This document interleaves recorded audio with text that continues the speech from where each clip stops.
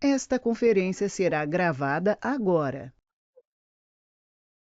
Olá, sou o professor Rogério de Souza, junto com o CONIPT.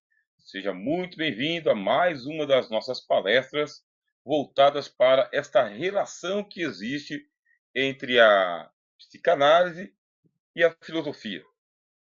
É aquele bojo filosófico. Quais foram os autores que influenciaram os psicanalistas? Quais foram os livros que eles leram? Quais são as obras que são refletidas nos livros que eles escreveram? Hoje nós vamos falar sobre o Jung, paixão de muitos, ódio de muitos outros. Não sei bem qual que é a sua linha, mas não dá para colocarmos um de lado e apreciarmos o outro tão somente, porque eles se completam, eles se complementam.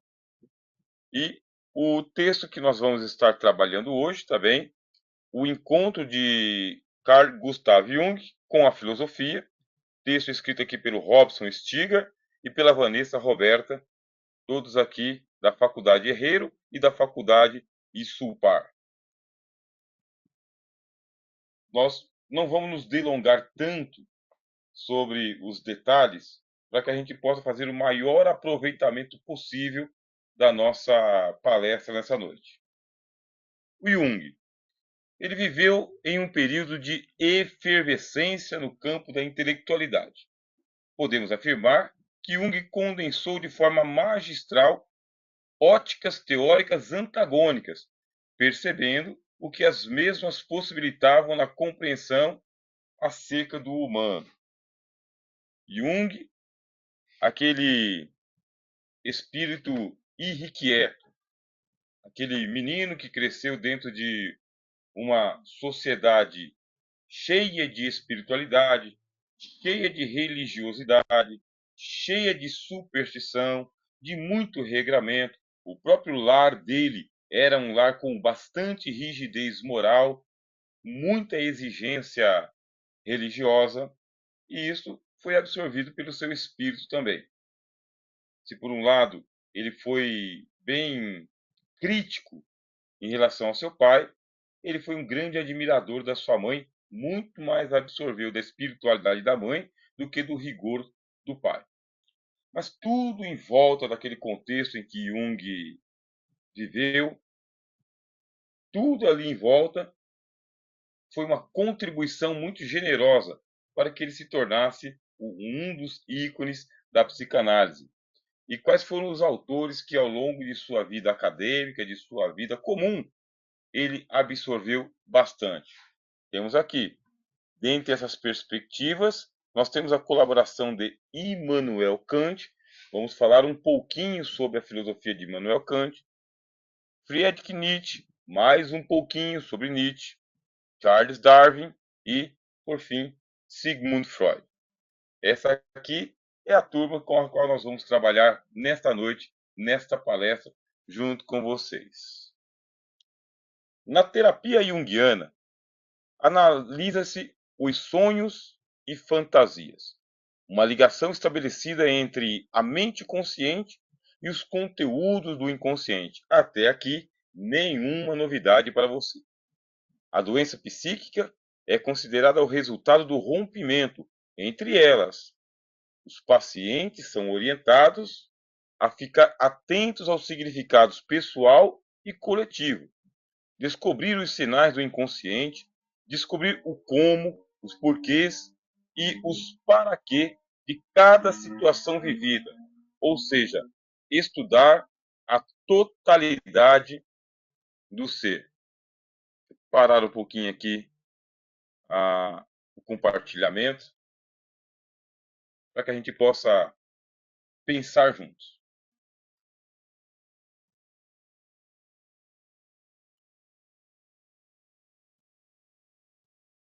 O que é a, a teoria junguiana?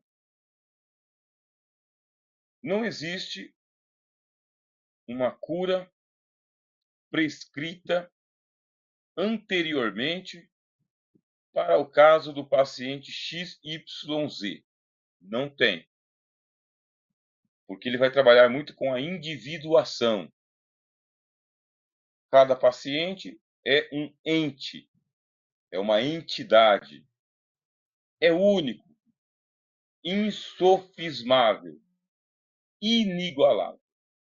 As experiências que cada um passou até chegar ao ponto da doença, do enfraquecimento, do sofrimento psíquico, estas experiências também foram únicas, em um contexto único.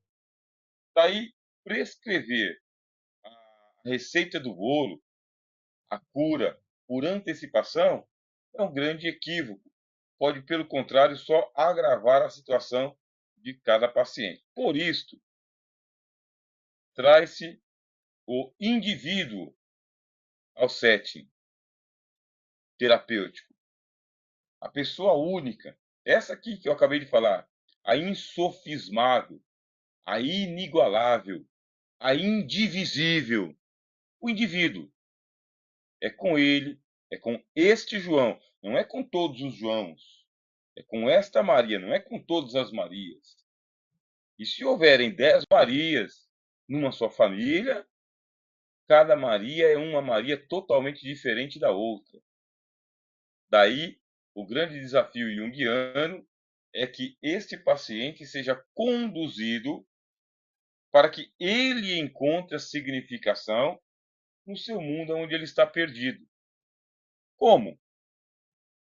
Onde? Quando? Quem? Por quê? Para quê? Essas articulações com essas perguntas vão conduzindo a sessão terápica e vão permitindo que o paciente ele mesmo dê a significação aos seus sonhos, alucinações, fantasias, devaneios e tudo aquilo que a mente vai produzir. Para chegar neste ponto de maturidade de Jung, tem toda uma trilha pela qual ele passou. Não foi do dia para a noite. Todos nós sabemos que nunca é do dia para a noite, né? É só uma força de expressão.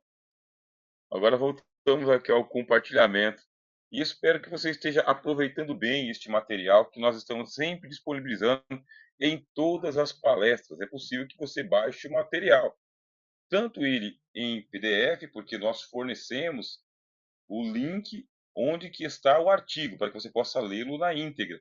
Mas também aqui a versão em PDF, que aí no caso a gente faz os recortes, para que a gente possa aqui otimizar o nosso tempo e o nosso espaço também. Vamos lá. Jung trilhou a individuação, que é muito difícil. É muito difícil você olhar para a singularidade de uma pessoa. Nós temos a tendência gregária. E essa tendência gregária faz com que a gente rotule as pessoas, agregando-as em tipos psíquicos. É uma coisa da ciência, né? Fazer a catalogação, a qual categoria que pertence. Agora, enxergar um a um, fazer a individuação, não tentar prescrever para este paciente o tratamento que foi feito com o outro e que deu super certo, esse é um grande desafio para o analista junguiano. Então, Jung trilhou a individuação, pois havia a necessidade imperiosa nele de ir ao inferno. Estamos aqui pisando no terreno da transferência e da contra-transferência. Ele entende que ele precisa, a palavra do momento é empatizar, né? Mas para Jung não é empatizar, é viver mesmo, é vivenciar. É se pôr no lugar de, para experienciar o que ele está experienciando, para então, na contra-transferência, fazer as perguntas, a condução da conversa, do diálogo. Então, a necessidade imperiosa nele de ir ao inferno e voltar para poder mostrar o caminho da volta àqueles que ficaram perdidos pelo caminho da vida. Tornou-se ele uma resposta sincera e corajosa ao nosso tempo. Na psicologia analítica, poderia-se dizer que leva o indivíduo a descobrir o seu eu colocado ao mundo. Sendo assim, Cada um deve descobrir suas respostas. Caso contrário, estará reduzido à resposta que o mundo me der. Nesse ponto, me faz lembrar de Martin Heidegger.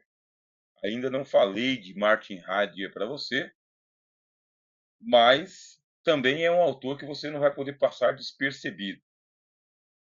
Heidegger escreve o livro O Ser e o Tempo.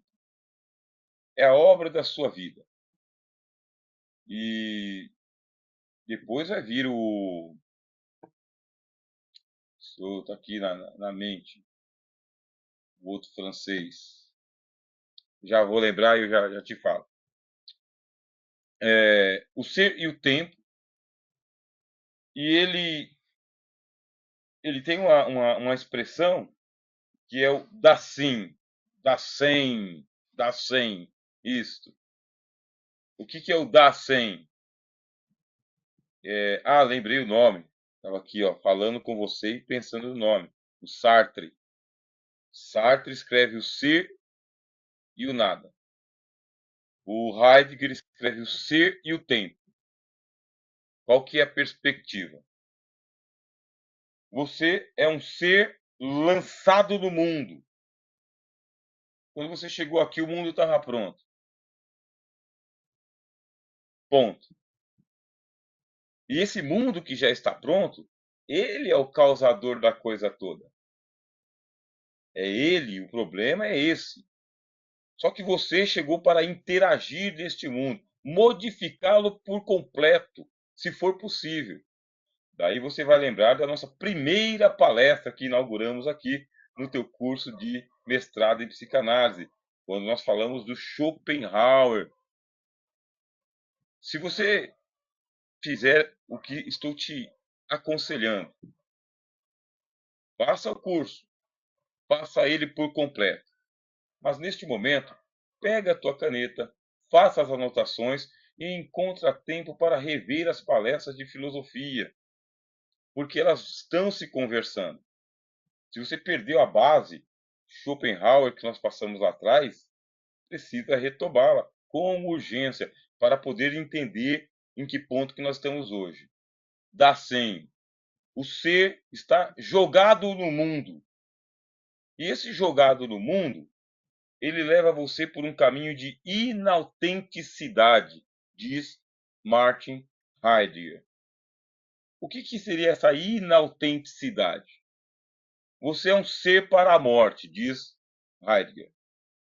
Todos nós somos um ser para a morte, o que faz a gente retomar a teoria psicanalítica dos impulsos para a morte. Você é um ser para a morte. A partir de que momento você passa a morrer?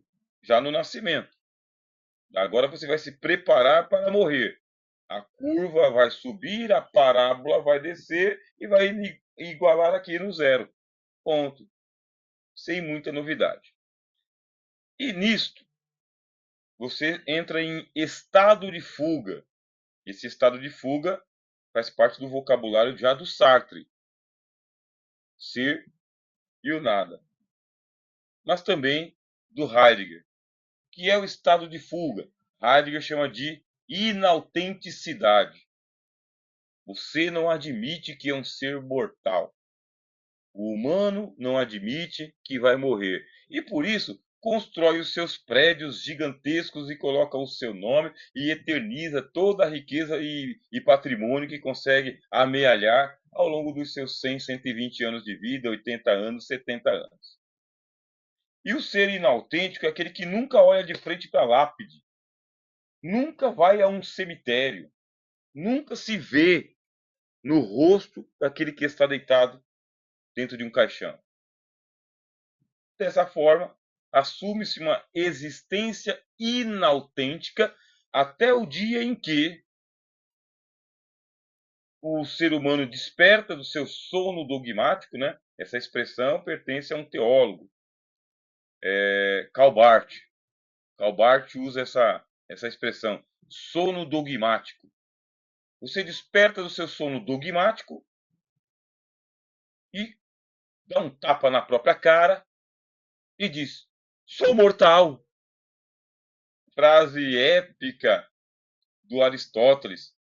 Todo homem é mortal. Sou mortal. Não permanecerei aqui nos próximos 100 anos. Augusto dos Anjos, com os seus poemas provocadores, ele diz que com sonho eu construí uma pirâmide. O que é uma pirâmide? Dentro da sátira popular, é um grande jazigo, é uma sepultura. Olha o tamanho do corpo, olha o tamanho da sepultura, uma pirâmide. Com orgulho, diz o Augusto dos Anjos, com orgulho eu construí a minha pirâmide, só para colocar o meu corpo ali. Olha, moça, olha quem eu fui um faraó.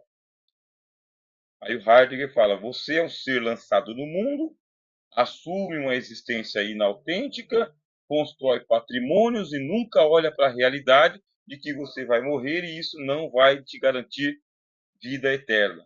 Acabou. Qual que é a proposta do Heidegger? A autenticidade. Aí tem que fazer a leitura do Heidegger junto com a do Sartre. Porque o Sartre fala do estado de fuga. Então vamos lá. Qual que é a solução?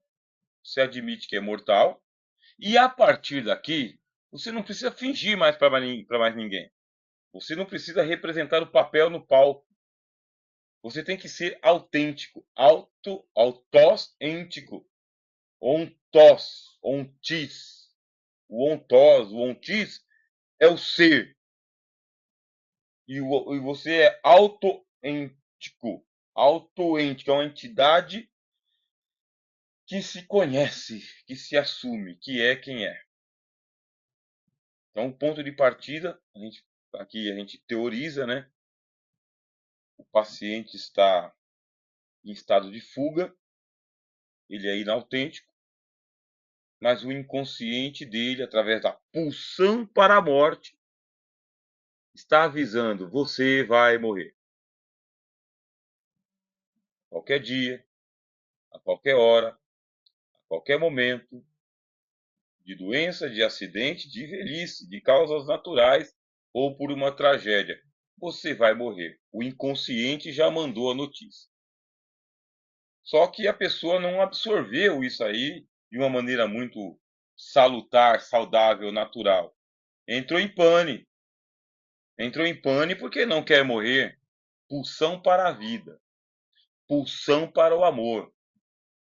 Quer morrer. Eu não quero morrer. Quero estar aqui, quero ver os meus filhos crescerem. Quero usufruir do patrimônio que eu amealhei. Eu quero estender a linha ao infinito, mas não vai acontecer isso. Aí vem pandemia, epidemia, surto, noticiário, toda essa coisa. Adoeceu a psique da pessoa e ele se tornou seu paciente agora. Estamos nesse ponto aqui. Volto aqui a compartilhar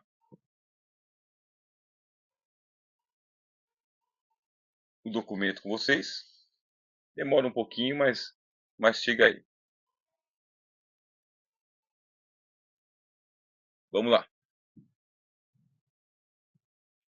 O Jung, ele diz, vamos levar o paciente a descobrir esse eu colocado no mundo. Amigão, é isso. É na sociedade que você vive. É isto, aqui, século XXI, era tecnológica, a ascensão das máquinas, o domínio da inteligência artificial, a relativização de todos os valores, a sociedade líquida de August Bauman. É isso aqui, é o pós-modernismo. É tudo fora do lugar e se contenta com o que você tem. E esse ser colocado no mundo, sendo assim, cada um deve descobrir as suas respostas. Eu não tenho. Que, que autenticidade é essa junguiana, né? Eu não vou te curar. Eu não tenho a resposta. Vamos descobrir juntos. Ah, mas para isso, o analista vai pela transferência e a contra-transferência. Vai lá para os calabouços, vai lá para os infernos. Caso contrário, estará reduzido à resposta que o mundo me der. Se olhar para o paciente e disser, eu tenho a resposta, vou lhe curar, é um paliativo. E ele vai se contentar com a resposta que o mundo lhe der, o que não é a proposta junguiana. Minha vida é a história de um inconsciente que se realizou, Jung. Esta é a introdução da autobiografia do Jung, registrada no livro Memórias, Sonhos, Reflexões. Minha vida foi singularmente pobre em acontecimentos exteriores. Sobre estes, não posso dizer muito, pois se me afiguram ocos e desprovidos de consistência. Eu só me posso compreender à luz dos acontecimentos interiores. São estes que constituem a peculiaridade da minha vida e é deles que trata minha autobiografia. O mundo que nos importa é o mundo interior, introvertido. Esta aqui é a palavra-chave para o pensamento do Jung. A introversão. Depois vem a extroversão. Já que nós estamos falando do inconsciente, para depois vir o consciente. O in, o dentro, para depois pensar no o fora. Por muitos anos, Jung sentiu possuir duas personalidades separadas. Aí você tenta imaginar a paranoia do homem que sou e o homem que aparento ser. A pessoa que eu conheço que é aquela que eu apresento para o público. Duas personalidades separadas. Um ego público, exterior, que era envolvido com o mundo familiar, da sem o mundo lá fora. E um eu interno, secreto, que tinha uma proximidade especial para com Deus. A grande separação que existe entre o Jung e o Freud se dá justamente por quê? Porque o Freud, ele realmente cortou o cordão umbilical dele com a sinagoga, com toda aquela parentada dentro do judaísmo, cortou assim, cordão umbilical institucional. Mas a gente vê os traços dos escritos judaicos na teoria freudiana. O Jung não fez isso. Ele trouxe a sua herança religiosa, espiritual, para dentro do setting terapêutico. Ele trouxe. Ele era ousado nesse negócio de não se divorciar da fé em Deus, da existência de Deus. Não da religião em si, mas da existência de Deus. Ele reconhecia ter herdado isso de sua mãe, que tinha notável capacidade de ver homens e coisas tais como são. Fortíssima influência da mãe. Aí você tenta imaginar o Freud falando do complexo de Édipo. Aí o complexo de Édipo, onde o menino ele mata o pai, se casa com a mãe, e o filho e o menino deseja a mãe, porque está lá vendo na amamentação um ato sexual, uma relação sexual entre a mãe e o filho, porque tem uma erotização, né, por causa da libido, a fase, né, a fase límbica, a fase oral, a fase anal. Aí o Jung fala, aí não, não, não é isso. E o Freud fala, é isto. O núcleo da neurose é a libido. E o Jung fala, não. E aí os dois vão se separando. Por causa que o Jung nunca se viu numa relação íntima com a mãe dele. E não podia admitir isso de forma alguma. É uma exacerbação, é um exagero, é um extremismo. Existem outras causas para a neurose. Existem outras causas para o sofrimento psíquico. Voltando aqui, compartilhamento de tela. Hoje eu estou experimentando aqui fazer um compartilhamento com vocês aqui em tempo real, para a gente poder pegar a tela inteira. Em 1902, Jung foi a Paris, onde estudou com Pierre Janet, regressando no ano seguinte ao hospital de Burgosly, onde assumiu um cargo de chefia e onde, em 1904, montou um laboratório experimental em que implementou seu célebre teste de associação de palavras para o diagnóstico psiquiátrico.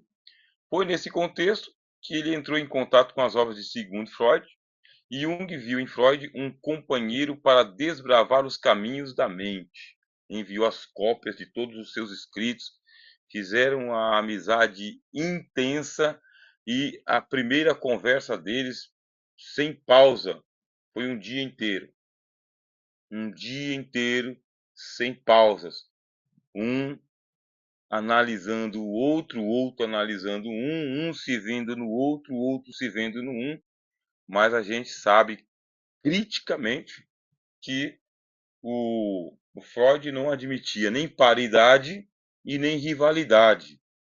O Freud também queria ser único, o descobridor de uma ciência única. E nesse caso também vieram aqueles que são pós-freudianos, né, porque fazem a ruptura, porque ele não admitia nem paridade, o cara é igual a mim, e nem rivalidade. Eu supero a todos. Ele não se aconselhava a Freud. Jung foi um psiquiatra e psicoterapeuta. Fundou a psicologia analítica. Jung propôs e desenvolveu os conceitos de personalidade extrovertida, introvertida, arquétipo e inconsciente coletivo. Com esses 4 conceitos, você vai trabalhar muito da teoria junguiana. Seu trabalho tem sido influente na psiquiatria, psicologia, ciência da religião, literatura e áreas afins. Ficou célebre a controvertida resposta que Jung deu em 1959 ao entrevistador da BBC que lhe perguntou: "O senhor acredita em Deus?" A resposta foi: "Não tenho necessidade de crer em Deus. Eu o conheço."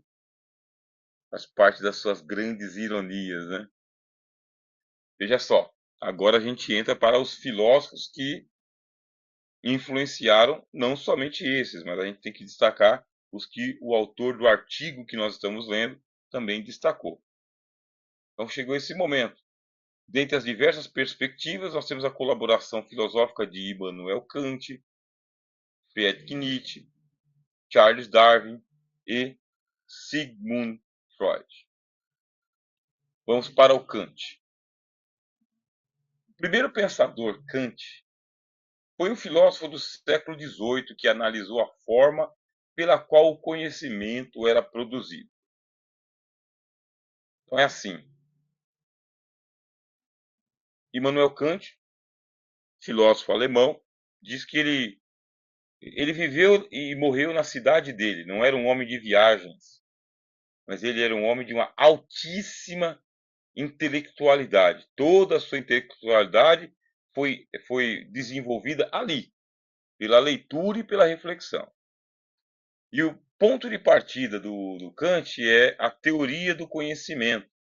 Na filosofia, nós estudamos a epistemologia.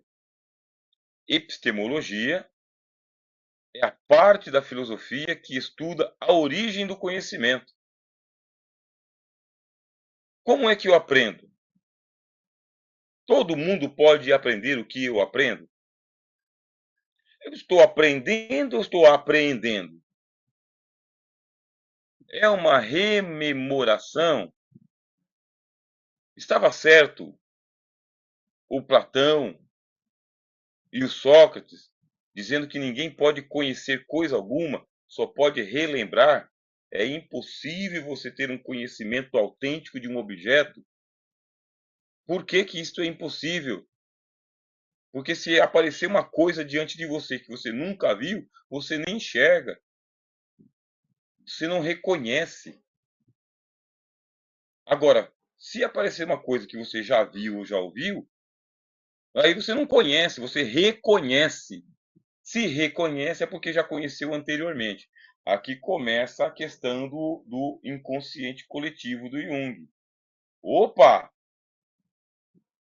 Existe um arquétipo de conhecimentos que não pertence a esse indivíduo ou aquele indivíduo, pertence a todos. Como que se deu isso? Aí veio Charles Darwin, teoria da evolução das espécies.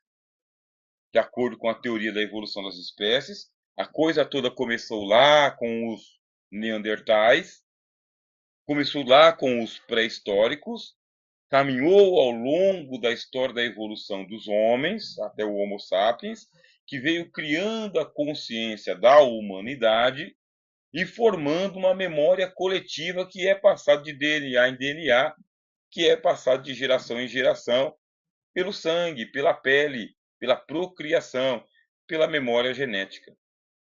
E isto vai nos trazendo o quê? Vai nos trazendo um inconsciente coletivo, de tal maneira que eu não tenho conhecimento primário, você não tem o conhecimento primário. Você não está na fonte do conhecimento. Você está nessa ponta aqui. A outra ponta, você não tem acesso. As gerações passadas, antepassados, milhares de anos atrás, você aprendeu a falar, mas você aprendeu a falar dentro de uma tradição, de um dialeto, de um idioma, algo já normatizado por gramáticas. Aí você vai para a memória da raça. Então você está aqui pisando nesse terreno nesse momento, e o Kant, Immanuel Kant, ele tinha essa ponta para fazer a filosofia dele. Da onde que vem o conhecimento? Esse conhecimento ele é real ou ele é fantasioso, irreal? Aí vem a proposta do Kant. Todos nós trazemos um conhecimento a priori. Ninguém é tábua rasa, né? Quando você fala de tábua rasa, você vai para Joe Locke, né? Todo mundo é uma tábua rasa, é uma tábua lisa, né? Então você não traz conhecimento nenhum, aí você vai escrevendo em cima da tábua. O Kant fala não, não é assim. Todos nós já trazemos o conhecimento da humanidade, a priori. Esse conhecimento a priori, ele não é perfeito. Ele é cheio de fantasias, cheio de erros, cheio de equívocos. E você vai atualizando esse conhecimento a priori por meio das suas experiências sensíveis. Visão, audição, tato, olfato, paladar. Esse conhecimento a priori, ele começa a se desenvolver ali na infância e você vai levando ele. Até que vem as desconfianças. E essas desconfianças é porque esse conhecimento de agora é melhor do que o conhecimento de outrora. Aí vem o conhecimento a posteriori. Esse conhecimento a posteriori se dá porque as experiências aperfeiçoam o conhecimento a priorístico que é imperfeito. Aí vem os testes. Por isso que o Kant escreve livros que levam títulos pomposos, assim traduzidos assim para o português. Crítica da razão pura. Crítica da razão prática. Estou criticando a razão. Estou analisando. Eu estou sintetizando. Eu vou cortando o pensamento em pedacinhos, separando eles e depois conectando. Aí eu faço a crítica da razão pura, é um elemento puramente racional, e levo isso para a vida. Vamos colocar isso no laboratório e ver no que dá. Eu resumi o máximo que eu posso nesse espaço aqui para você, porque se você realmente quiser algum aprofundamento, terá que ler Kant, mas nas circunstâncias atuais tem que ler sobre Kant, porque a leitura direta em Kant embaralha a mente. Muito, hein? Não se avança muito. É ler o que entenderam de Kant para um dia começar a ler Kant. E no nosso caso, em traduções para a língua portuguesa. Esse é um autor que fez parte aí das biografias do Jung. Você recupera aí, fez essas anotações, recupera aí esse negócio da teoria da origem do conhecimento. O conhecimento se inicia, lá com Jung dizendo, ele se inicia na origem das espécies. E do ponto que nós estamos hoje, nós estamos muito longe da fonte e da origem. Então você não pode simplificar o caso de um paciente que veio te procurar, porque ele tem memórias que para ele são a pura realidade. Esse esquizofrênico, esse paranoico, é uma realidade. Ele vive isso como uma realidade. Da onde vêm essas memórias? Da onde vêm esses pesadelos? Da onde vêm esses feitiços? Da onde vêm essas paranoias? Esses psiquismos? Será que não vem do passado? Será que não é uma memória genética? Será que não é uma experiência real que um antepassado passou e que agora está se reproduzindo nessa memória, nesse paciente que está aqui diante de mim?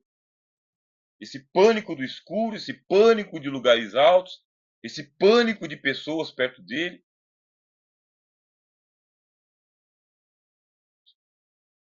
Essa fobia, esse medo. Põe na prancheta. Vamos ver, a gente não sabe. Pode ser que a sua mente esteja realmente ali dando um bug, né? Eu ia falar tilt. Tilt é quando a gente jogava fliperama lá atrás, né, nos anos 90. Agora é bug, né? Tá pifando, né? Continuar aqui com a nossa leitura.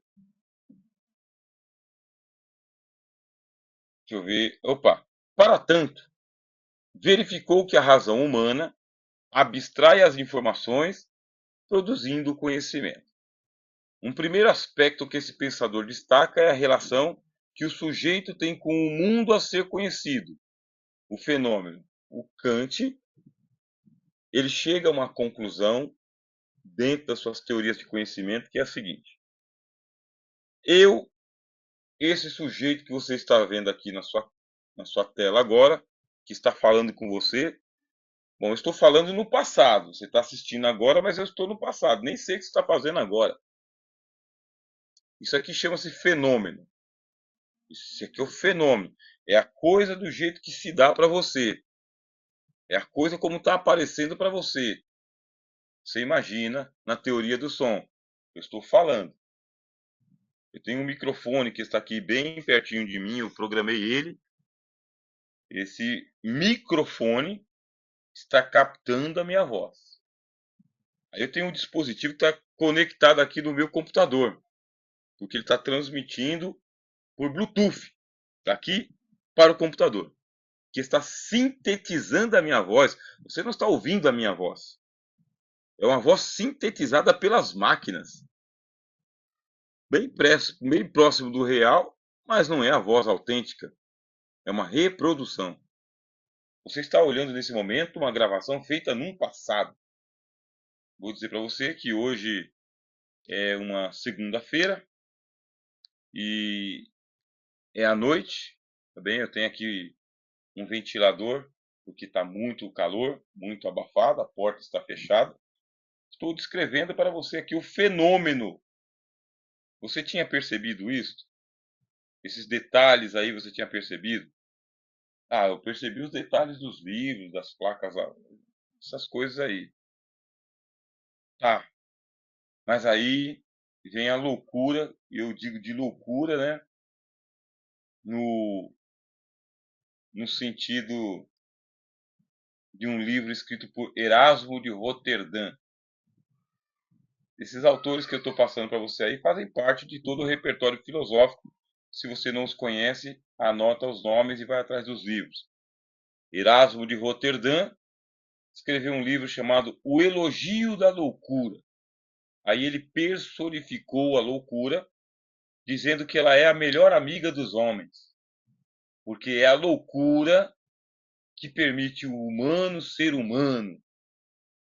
Aquele que não é louco, que não experimenta loucura, esse não tem uma existência humana verdadeira. E aí, através da personificação da loucura, a loucura fala livremente a verdade. Ela não tem compromisso com a farsa, porque ela tem a ousadia de dizer a verdade. Essa é a loucura. É como se dissesse o louco não mente, né? Por isso, eu chamei aqui o Kant e disse a loucura dele foi o ponto de ele falar que nós temos o fenômeno, a coisa que aparece diante dos seus olhos e ouvidos, e o noumeno. O noumeno é a coisa em si. O noumeno nos escapa. Ninguém chega ao noumeno. Nós só chegamos ao fenômeno. Para ilustrar, chega até você a luz do sol, com o calor e tudo. Mas e o sol? Quem chegará algum dia próximo do sol? Nenhum de nós. Nenhum de nós chegará à superfície do sol. Mas a gente vê o astro celeste lá, astronomia, pessoal aí das galáxias, né? Mas nos escapa o noumeno que é o sol, de fato e de verdade. E por aí vai. Pense na palavra fantasma. Pense na palavra alma. Nos escapa, nós temos um conceito. Quem vai chegar na alma, que é um fantasma? E por aí, muito do conhecimento que a gente tem é um conhecimento ajeitado para a gente viver no mundo. E se o conhecimento ajeitado que a gente tem ficar desarranjado, desajeitado? Aí o cara enlouquece. Isso aí está desajustado. Isso aqui tem que tentar aqui no setting aqui, tem que sentar no divã e vamos conversar, porque isso aqui está desajustado da grande maioria. Afirmando que o pensamento somente consegue abstrair aquilo que possui em si uma materialidade, Kant pontua que o conhecimento é proveniente de uma análise das realidades abstraídas pelos cinco sentidos. O máximo que você consegue chegar é isso aqui, tá bom? Você observou, você analisou, pensou, calculou, abstraiu, subtraiu, adicionou, multiplicou, fez a equação, saiu a teoria, é isto. E o noumeno? Esse aí você não vai atingir. Ponto? Ponto. Vamos agora para o outro pensador, Nietzsche. Nietzsche, o segundo pensador, outro, né, das áreas das Alemanhas, né? O segundo pensador fez uma releitura do pensamento filosófico vigente, buscando demonstrar. Ai, ai, cortou aqui o slide. Deixa eu ver se eu recupero esse slide aqui.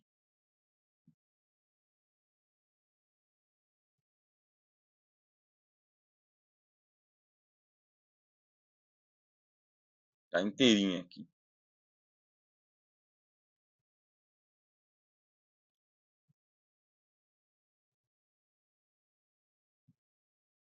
A gente passa horas e horas, né? Preparando para dar nisso.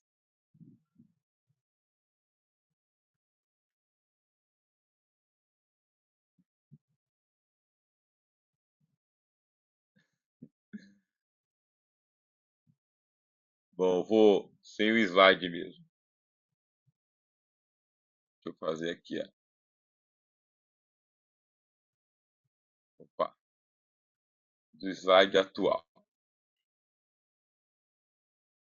Pronto. Então, Nietzsche, segundo o pensador, fez uma releitura do pensamento filosófico vigente, buscando demonstrar como as concepções ocidentais de percepção do humano eram deveras fragmentadas, refutando a existência de uma realidade metafísica como categorias a priori de Kant. Esse filósofo afirma que era da existência, que a unificação da pessoa para o... Vamos lá. Nietzsche. Fiz várias leituras do Nietzsche também. Conforme a gente vai fazendo a nossa formação, que a gente vai passando pelos pensadores, a gente pensa assim: achei, é esse aqui. Numa hora era o Platão, na outra hora era o Sócrates, na outra hora era o Aristóteles, na outra hora foi o Kierkegaard, na outra hora foi o Hegel, na outra hora foi o Agostinho, na outra hora foi o Schopenhauer, na outra hora foi o Nietzsche. Aí fiz as leituras dos livros, as leituras possíveis, né, em língua portuguesa do Nietzsche. E sobre o Nietzsche também. Ele surge também de uma cultura em que ele era chamado de o pequeno pastor. Por que o pequeno pastor? Porque ele vem dentro de uma tradição luterana. O Nietzsche vem dentro de uma tradição luterana. Ele era chamado de um pequeno pastor porque desde pequenininho, né, ele já dava os seus grandes sermões aforísticos e todo mundo apostava que ele ia se tornar realmente um dos pastores, mas depois a academia, a vivência, a realidade desencantaram Nietzsche e ele passou a escrever obras desaforadoras. Não é desafiadoras, não.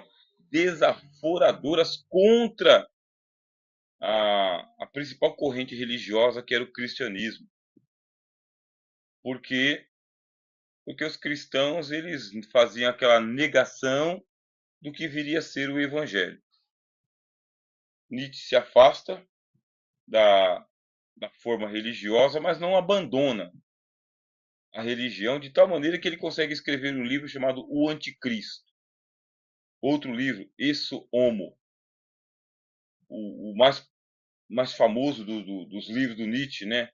A Vontade de Potência, é um livro famosíssimo dele. Outro livro, eu tenho aqui vários livros do Nietzsche aqui, ó. Esse daqui, ó. Deixa eu tentar pegar ele aqui sem derrubar os outros. Esse aqui, ó. O Assim Falava Zaratustra. Qualquer parte desse livro que você abrir, você tem uma provocação. Não é a altura, mas o declive que aterroriza. O declive de onde o olhar se precipita para o fundo e a mão se estende para o topo. É aqui que se apodera do coração a vertigem de sua dupla vontade. Ah, meus amigos, adivinhais a dupla vontade do meu coração? Tal é, sim, tal é minha inclinação para mim, e tal é meu perigo, que meu olhar se precipite para o cume. Opa, como assim precipite para o cume? Enquanto minha mão quereria agarrar-se e amparar-se no abismo. Não dá, né?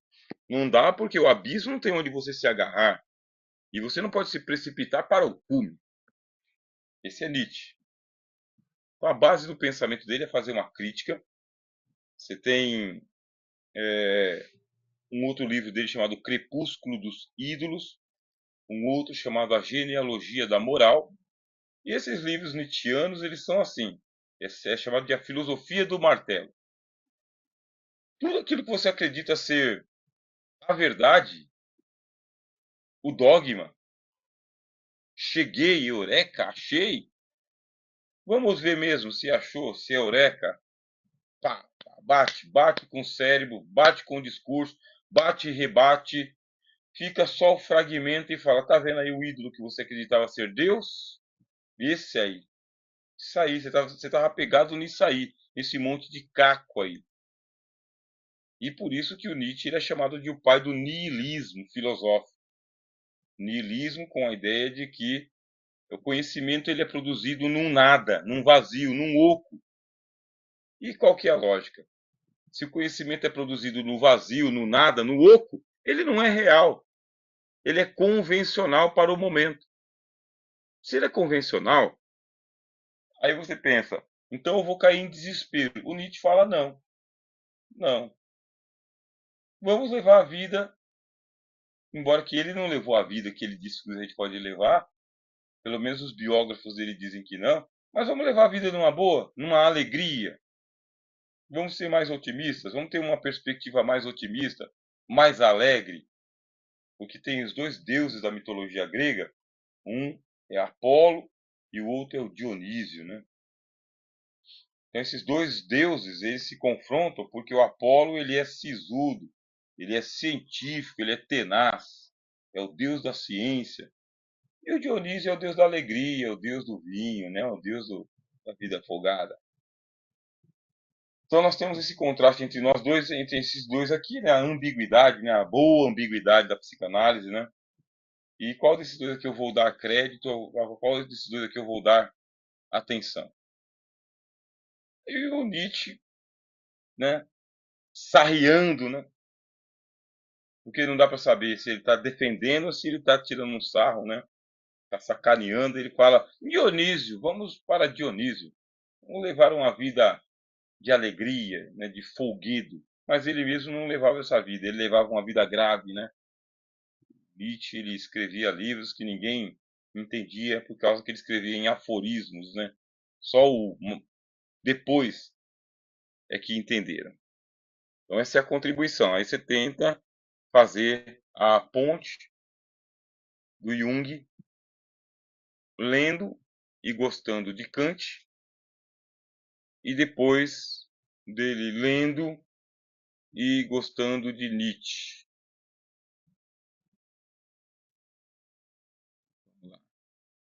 Estou compartilhando com vocês agora a outra parte do texto. Nessa análise da filosofia nietzschiana, junta tudo que eu falei aí, viu que dá para aproveitar. Nessa análise da filosofia nietzschiana, encontramos dois elementos fundamentais para a percepção da reflexão junguiana.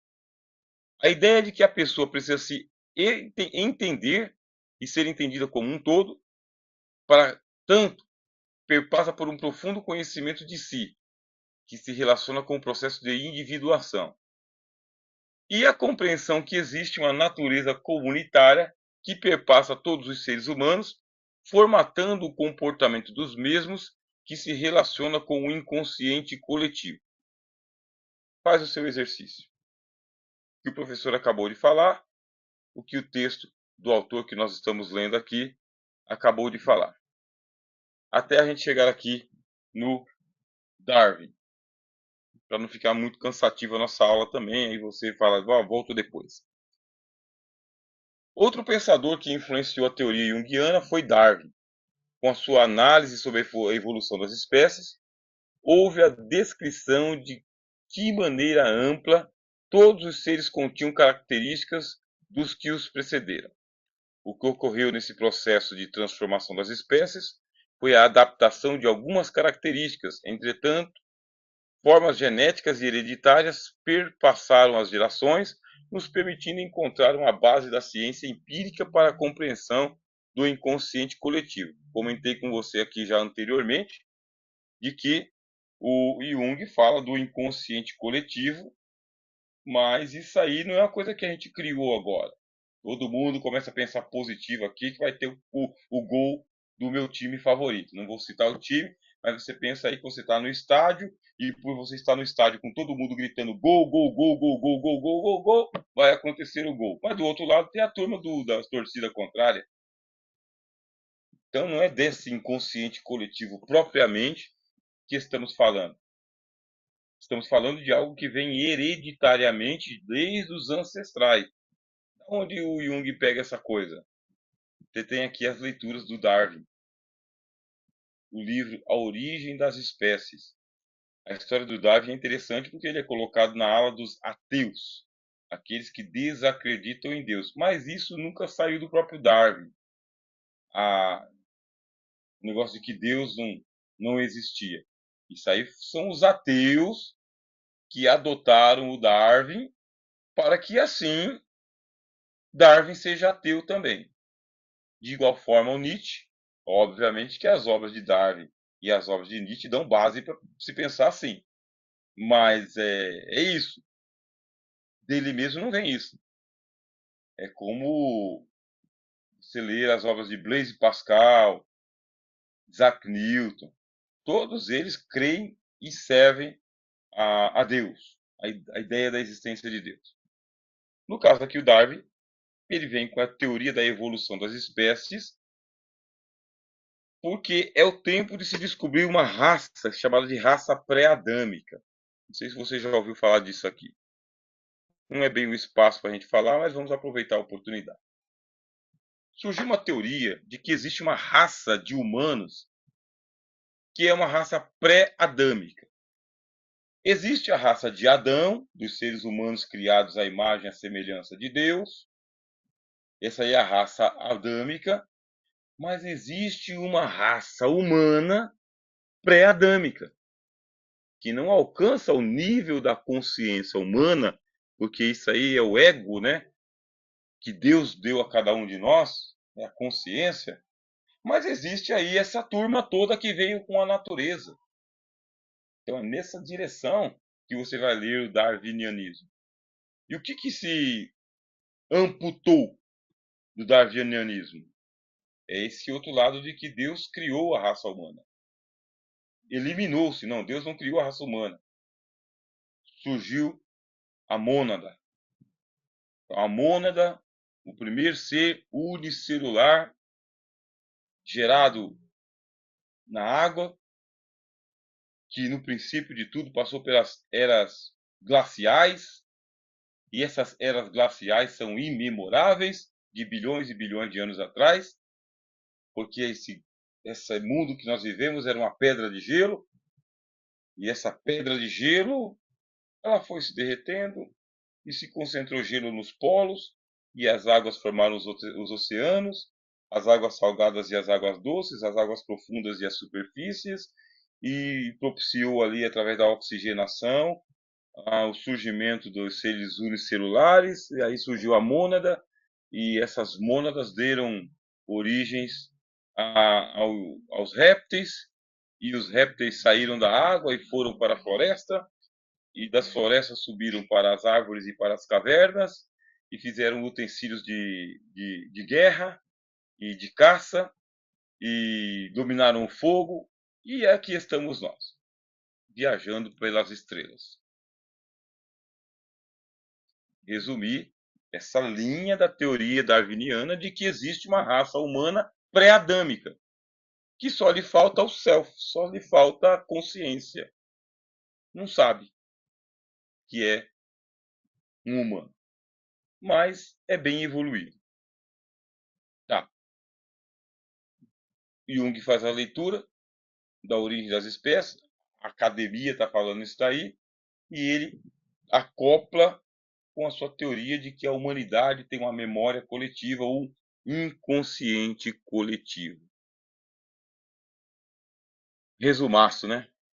Resumaço aí. Vamos para os encaminhamentos. Por fim, a influência de Freud com a estruturação do inconsciente foi fundamental para Jung.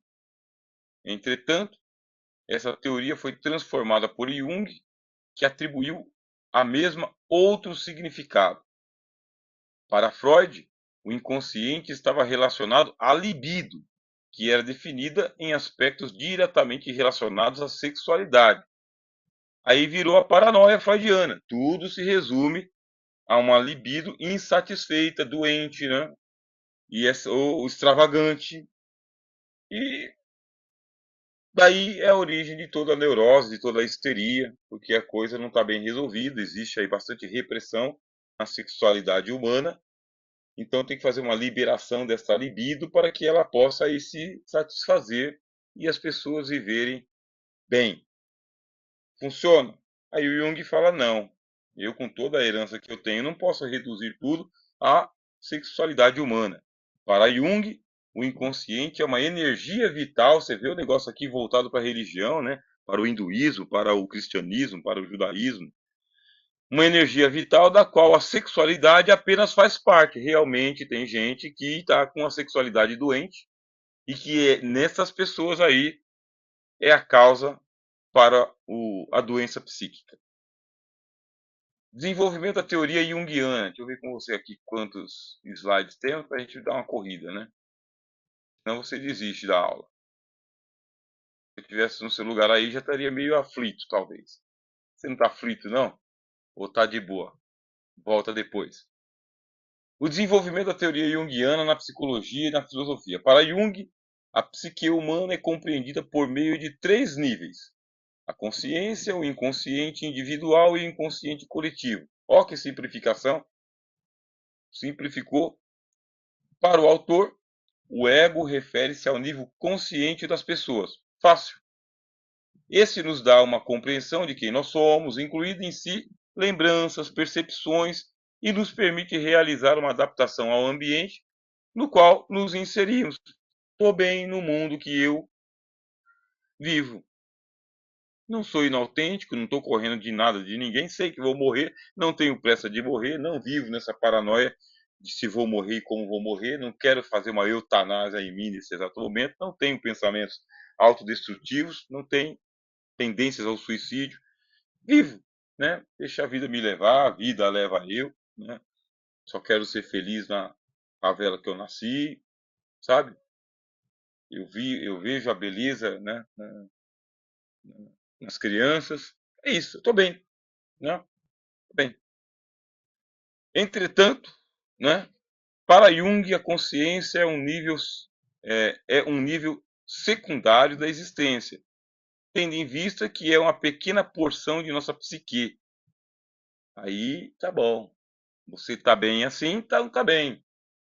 Mas nem todo mundo está bem. Tem gente que se incomoda com o fato da vida ser curta e de que existem sucessões de alegria e tristeza, de que a pirâmide não se equilibra no seu pico. Ela precisa de uma base.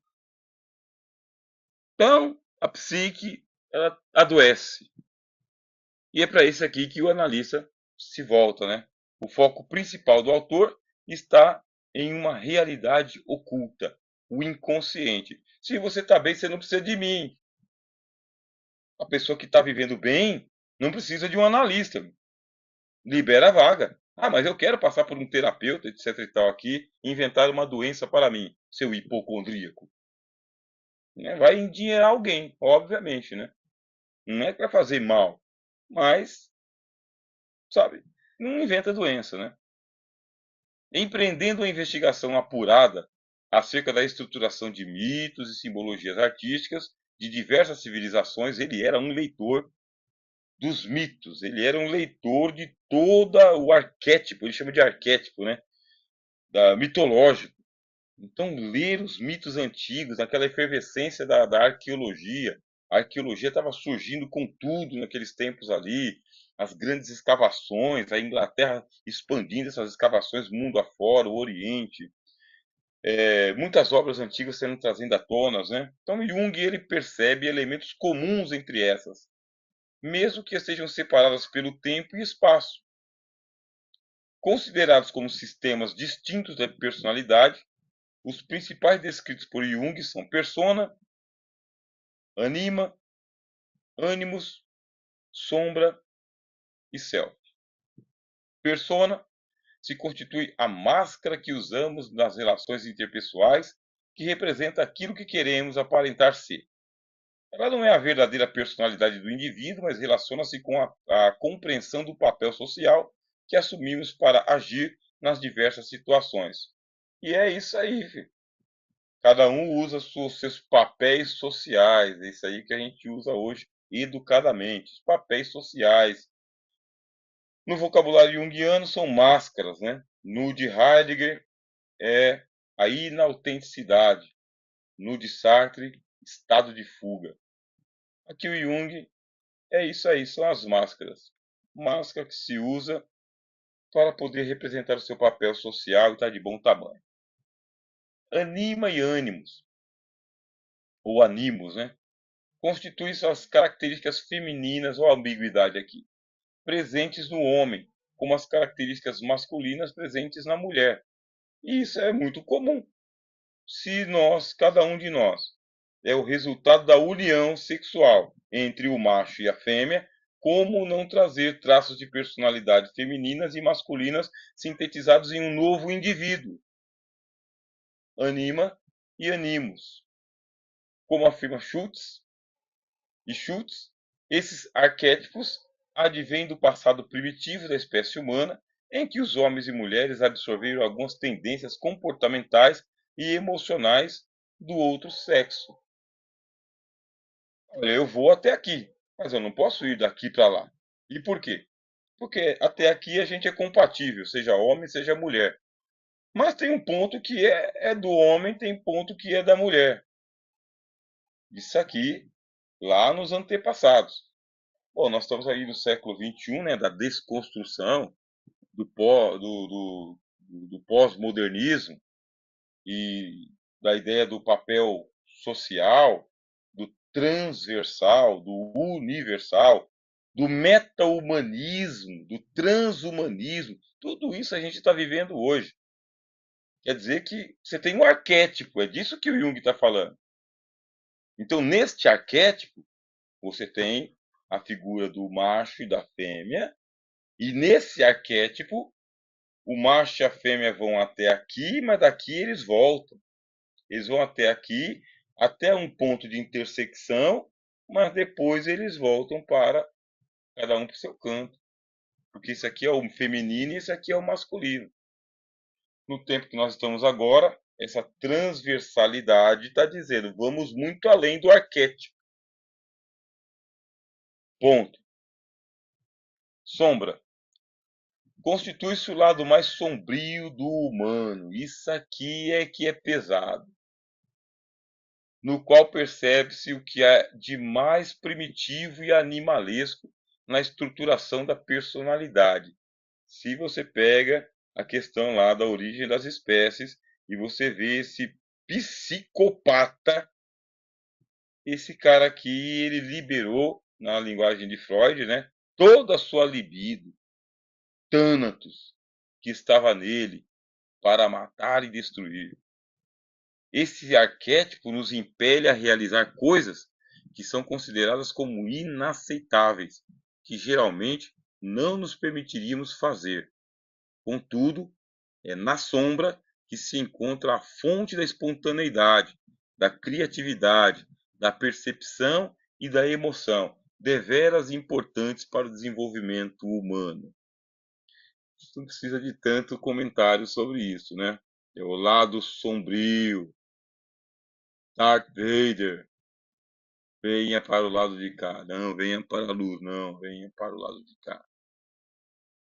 Self.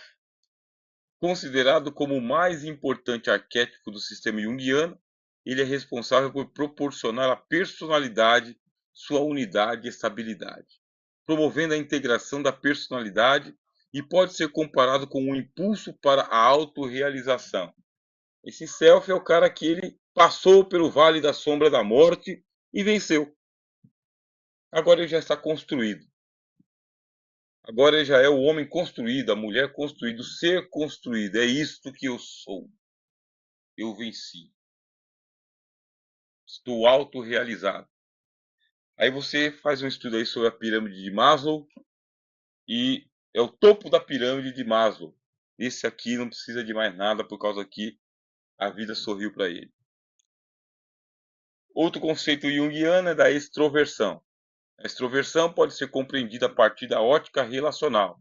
O indivíduo extrovertido tende a dirigir sua libido para questões relacionadas ao mundo exterior, tendo características comportamentais, a sociabilidade, a autoconfiança são fortemente influenciados pelas forças presentes no mundo exterior. É extrovertido porque o mundo é o seu lugar. O mundo não lhe faz mal. Ele põe para fora. O mundo é seu amigo. Já a introversão, por sua vez, dirige a libido para o interior da pessoa, que tem características mais contemplativas. É resistente às influências externas e nas relações interpessoais é menos sociável. Destacamos que esses dois tipos psicológicos não estão presentes de forma plena na pessoa. Sempre há um que é mais pronunciado, o que possibilita a flexibilidade de ação e comportamento. Isso aqui me faz lembrar da teoria dos 4 temperamentos. Entendemos que o pensamento junguiano foi uma construção múltipla, constituída de várias fontes, sendo a filosofia uma delas, tendo relevante papel na construção e organização de raciocínio lógico empírico racional de Jung perante a psicologia. Já foi, tá, isso aqui. Tá. E parar aqui o compartilhamento para a gente fazer a nossa conclusão. Certamente você já conhece bastante de Jung, né? Pode ter conhecido só mais um pouquinho agora. Os autores principais que foram citados aqui, que influenciaram, mas obviamente que ele não era kantiano, ele não era nietzschiano, não era darwinianista, assim como ele não era freudiano também. Ele é junguiano. Ele não poderia defender a individuação e ele ser a soma de todos nós. Ele é único. É isso aí. Então, assim dá para se aplicar a sua teoria dos arquétipos, das reminiscências, do inconsciente coletivo, daquela pessoa que está extrovertida, mas não sabemos se ela é extrovertida. Por quê? Porque dá um alucinógeno para a pessoa que é introvertida e ela solta tudo. Em contrapartida, tem gente que é totalmente extrovertido, que ele é embriagado sob o efeito de entorpecente, se encaramuja, fica taciturno. Quer dizer, a pessoa não é extrovertida, não é introvertida, mas é um estado de consciência. Ou, dentro do nosso vocabulário, um mecanismo de defesa. Bom, vamos terminar então. Sou o professor Rogério de Souza, junto com o CONIPT. Essa aqui foi a palestra na área da filosofia, no seu curso de mestrado em psicanálise. Até a próxima, tá bem?